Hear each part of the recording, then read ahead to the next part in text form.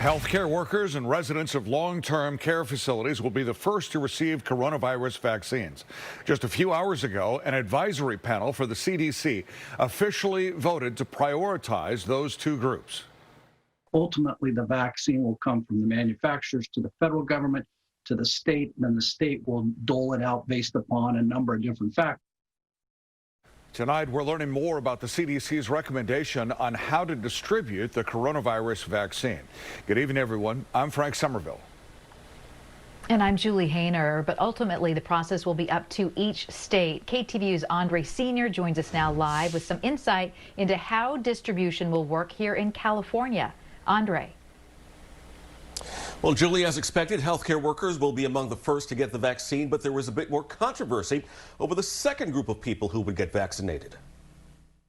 A Centers for Disease Control panel recommended in a 13-to-1 vote Tuesday that frontline workers will be among the first to get the COVID-19 vaccine that federal health officials say will be arriving in states in about 2 weeks. The other group, residents of long-term care facilities, which Mark Nouveau, a former FEMA presidential appointee, says is a key area to focus on first. It's certainly where the outbreak and the most vulnerable population is, not to mention the compassionate part of that. While staff and residents at long-term care facilities account for nearly 40% of COVID-19 deaths, there were questions among the CDC committee over whether residents should be given the vaccine given the mortality rate among that vulnerable population, some of whom could still pass away even after getting vaccinated. But it's the nation's estimated 20 million healthcare workers who will get the first crack at the vaccine, as 40 million doses are expected by mid-December.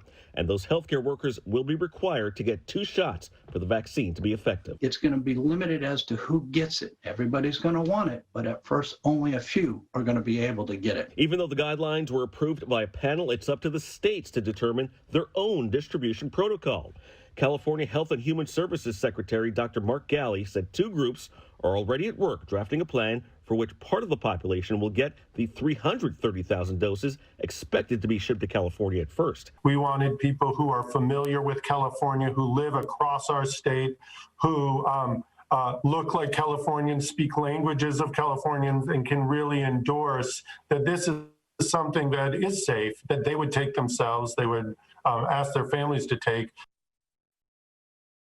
The CDC is considering a 4-phase plan for allocating vaccines eventually.